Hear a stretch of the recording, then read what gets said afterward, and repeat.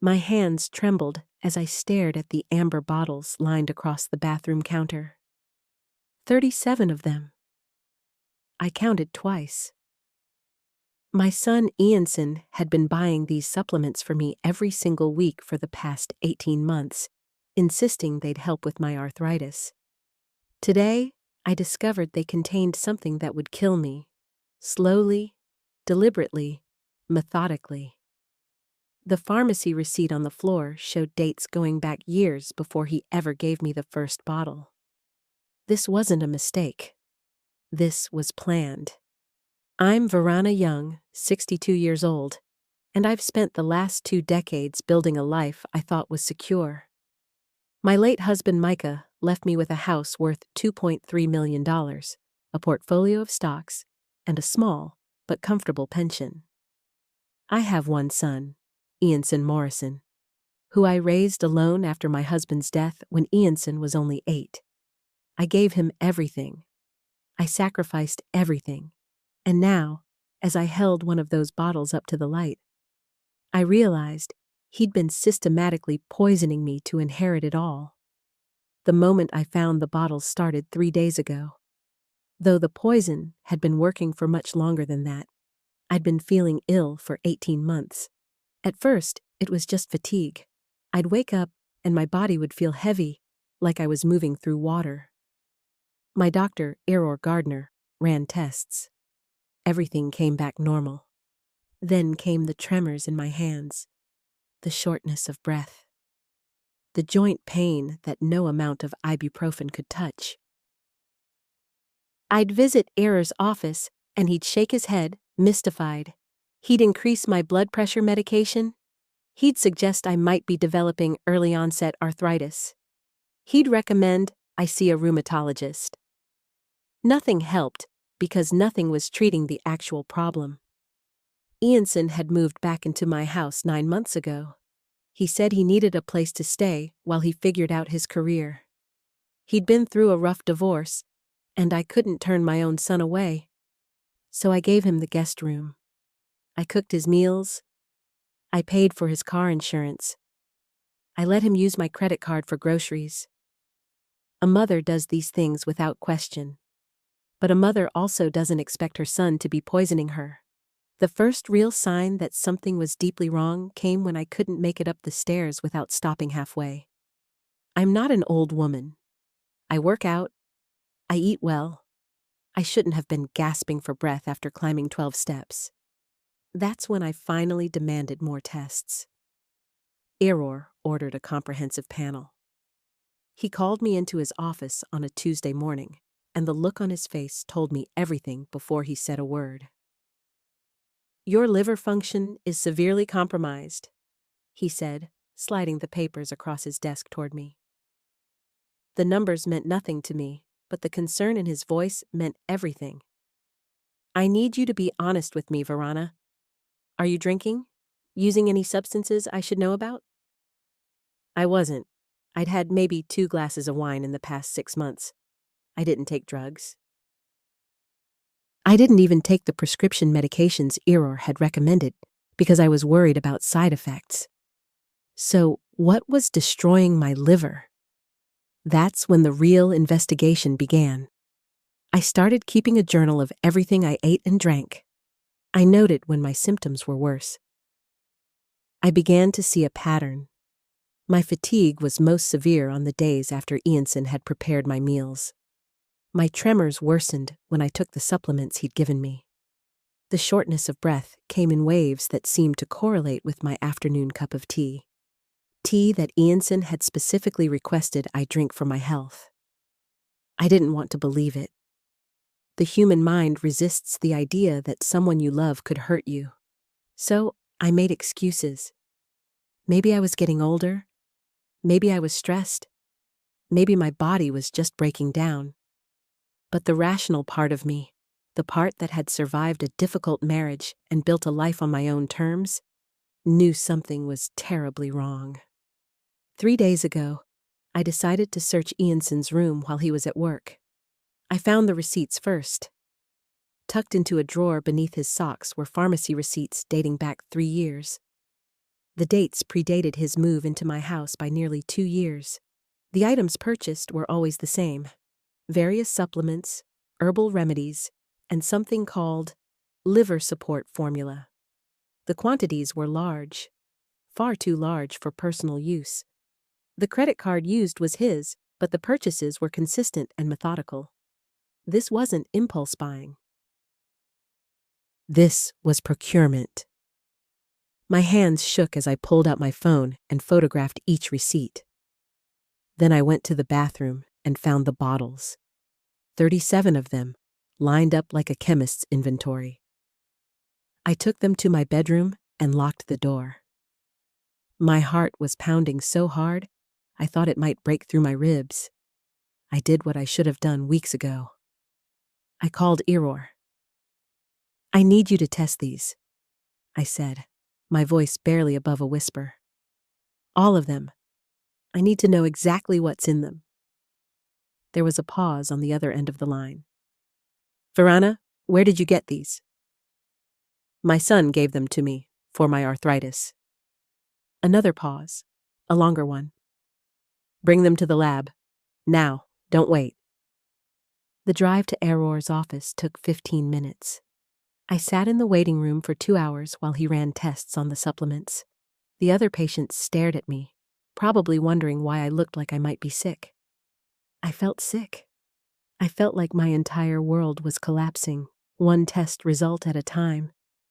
When Error came out, he had a folder in his hands and a grave expression on his face. "These supplements contain trace amounts of arsenic and thallium," he said quietly, gesturing for me to follow him into his office. "Not enough in any single dose to cause immediate poisoning, but taken consistently over months, they would accumulate in your system. They would damage your liver, your kidneys, your nervous system." "Verana, someone has been poisoning you." The words hung in the air between us like a physical thing. I couldn't breathe. I couldn't think. I could only sit there and stare at the bottles on his desk, understanding finally what I'd been refusing to understand. "My son," I whispered. "It's my son." Error's face went pale. He immediately stood up and closed his office door. "We need to call the police." But I held up my hand. "Wait, I need to think." What I needed to do was understand why. My son, Ianson Morrison, was 34 years old. He worked in marketing for a mid-sized tech company. He made decent money. He wasn't in debt. He didn't have a drug problem or gambling addiction. On the surface, there was no reason for him to need my money so desperately that he'd kill me for it. Unless there was something I didn't know. I went home that afternoon and did something I'd never done before. I hired a private investigator named Caleb Contreras. I met him at a coffee shop downtown, a neutral location where no one who knew me would see us. I gave him Ianson's name, his social security number, and every detail I could remember about his life.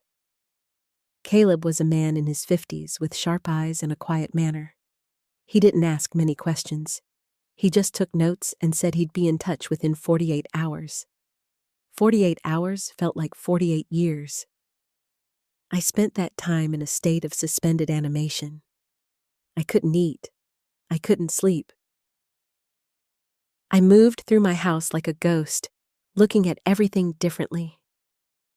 The photos of Ianson on the mantle, me holding him as a newborn, the two of us at his high school graduation, him at his wedding 5 years ago, all of them suddenly felt like lies.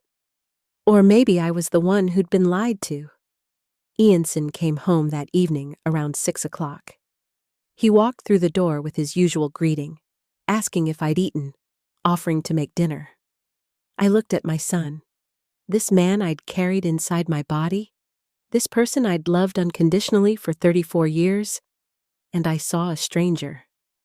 "I'm not very hungry," I said, my voice steady despite the chaos inside me.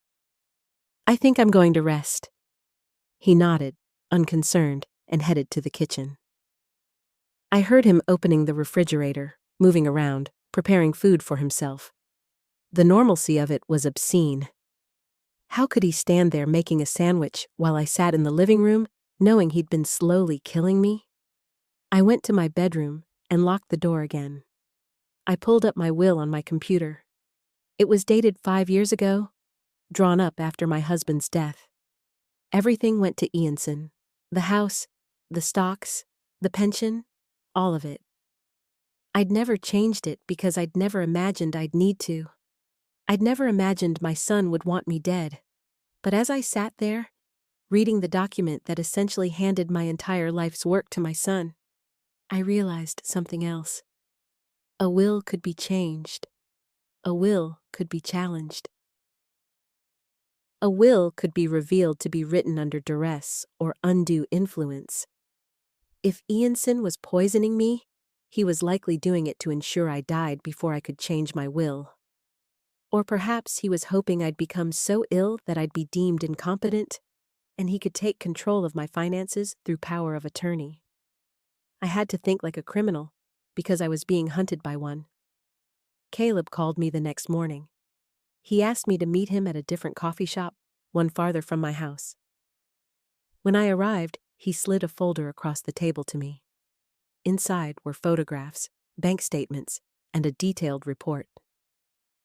"Your son is in significant financial trouble," Caleb said without preamble. "He's been living beyond his means for the past 4 years. He has credit card debt totaling $230,000.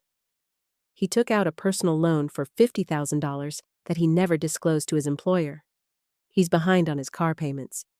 He's also been making regular payments to someone named Holliora Henry." "Who's Holliora Henry?" I asked, though something in my gut already knew the answer. "His ex-wife. He's been paying her far more than the court-ordered alimony. According to my sources, she threatened to expose some financial irregularities in his company if he didn't pay up. It looks like blackmail." I felt the coffee shop tilt around me. My son wasn't just poisoning me. He was being blackmailed. He was desperate. Desperate people do terrible things. "There's more," Caleb continued. "He recently met with an estate attorney. The meeting was 3 weeks ago. The attorney's notes, which I obtained through a contact, indicate that your son was asking about the timeline for probate and whether it was possible to contest a will if the person who wrote it was mentally unstable at the time." My hands went numb. He wasn't just poisoning me. He was planning for my death. He was already thinking about what would happen after I was gone. "What do I do?"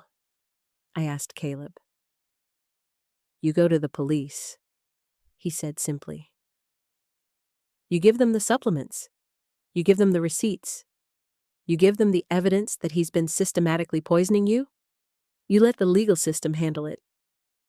But I hesitated, because going to the police meant my son would be arrested.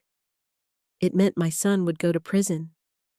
It meant the life I'd built, the family I'd created, would be destroyed. It meant I'd have to accept that the person I loved most had betrayed me in the most fundamental way possible. It also meant I would live. I called the police that afternoon. A detective named Siebel Wagner came to my house with a uniformed officer. I showed them the bottles. I showed them the receipts. I showed them Caleb's report. I told them everything. Siebel listened without interrupting, his face growing darker with each revelation.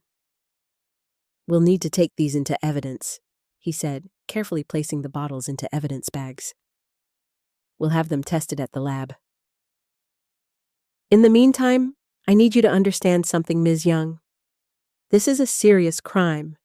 If your son is arrested, this will become very public. The media will get involved.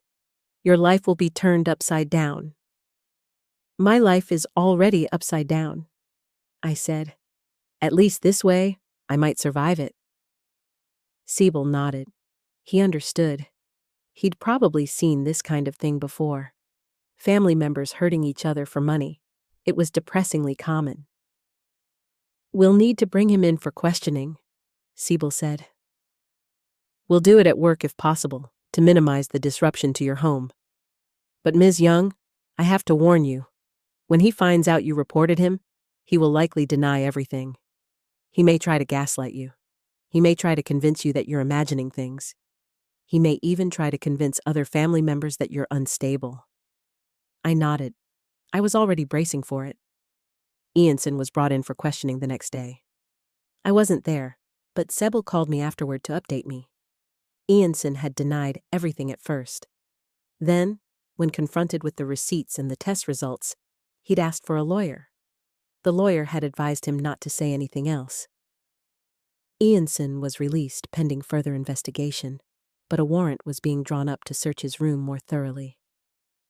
That night, Ianson came home. He walked through the door and looked at me with an expression I'd never seen before. It was cold. It was calculating. It was the look of someone who'd been caught and was now deciding how to respond. "You called the police on me," he said. It wasn't a question. "Yes," I said. "I didn't see any point in lying." "You think I've been poisoning you?"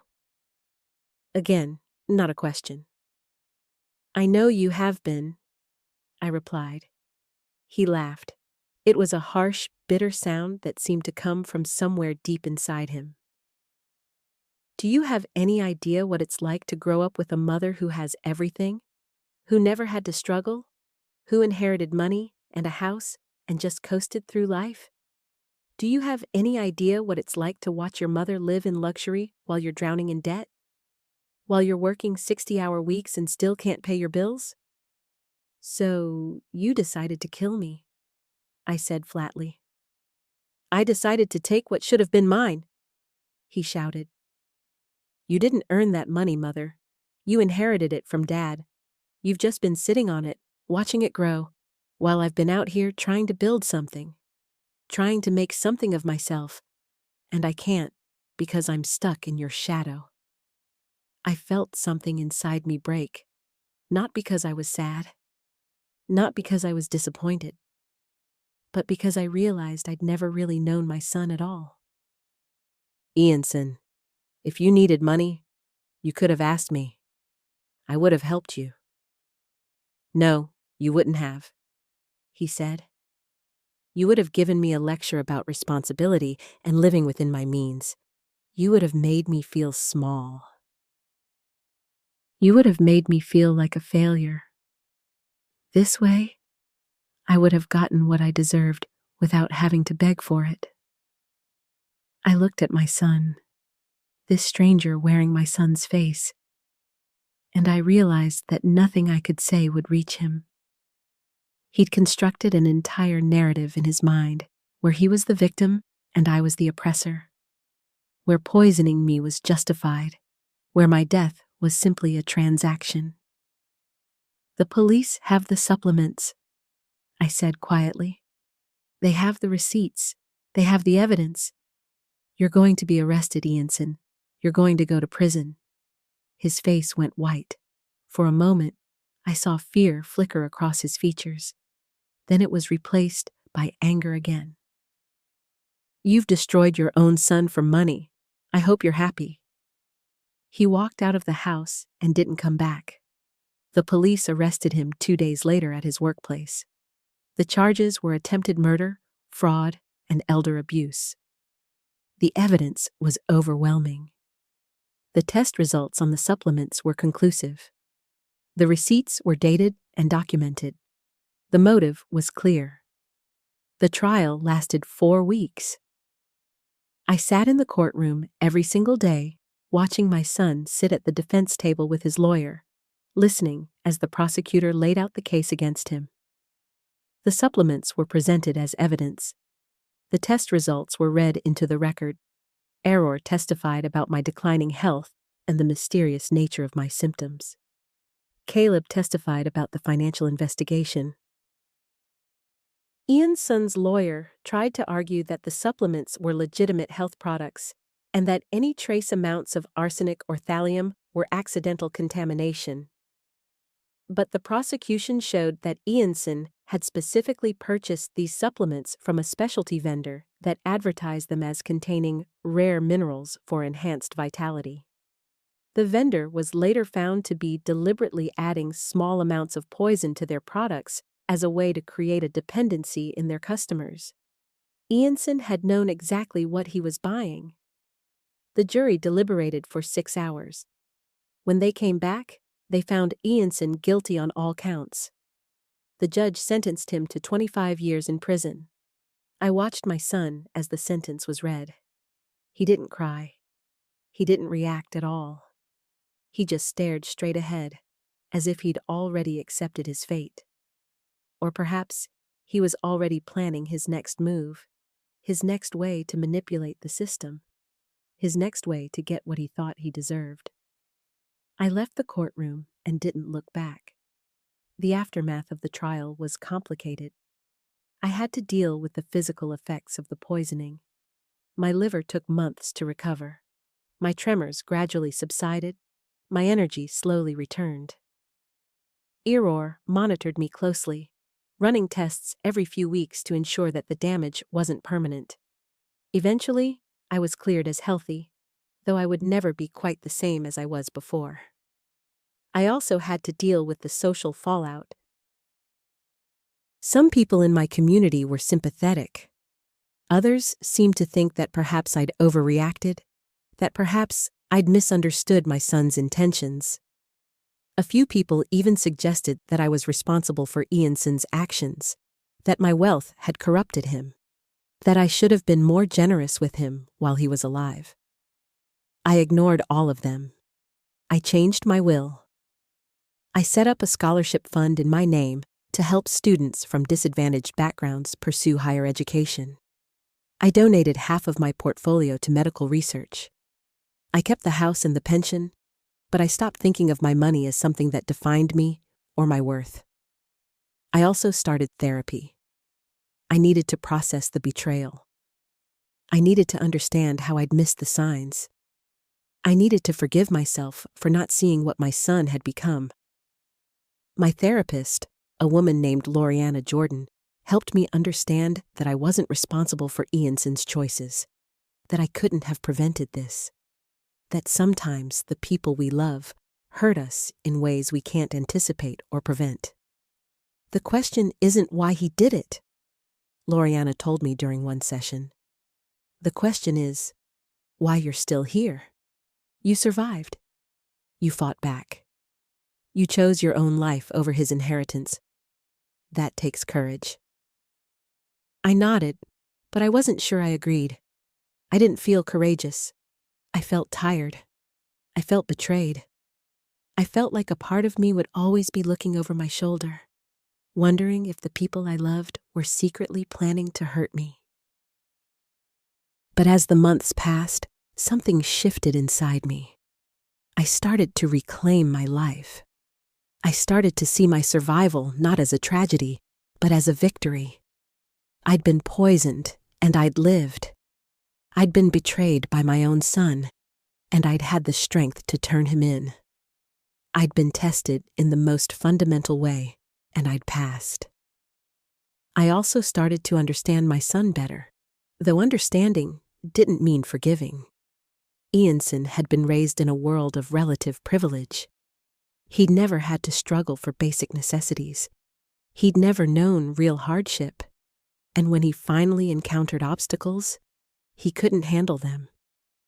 Instead of adapting, instead of working harder, instead of asking for help, he'd decided that the world owed him something. He'd decided that my death was a reasonable price to pay for his comfort. It was a deeply sad realization, but it was also liberating, because it meant that his actions weren't about me. They weren't about something I'd done wrong or failed to do. They were about his own broken character, and I couldn't fix that. I couldn't change him. I could only save myself. I visit Ianson once a year. I don't know why I do it. He doesn't ask me to come. He doesn't seem happy to see me. But I feel like I owe it to the person he might have been, the person I thought he was, to at least acknowledge that he exists. During these visits, he mostly stares at me with a mixture of resentment and something that might be regret. We don't talk much. There's nothing left to say. The poison he gave me is gone from my body now, but the memory of it remains. Every time I take a vitamin, I hesitate for just a moment. Every time someone offers me a cup of tea, I wonder if I can trust it. The experience has left scars that will never fully heal. But I'm alive. I'm healthy. I'm free. And sometimes that's enough. If you or a loved one suspect poisoning or elder abuse, contact your local authorities immediately. Don't wait. Don't doubt yourself. Your life matters,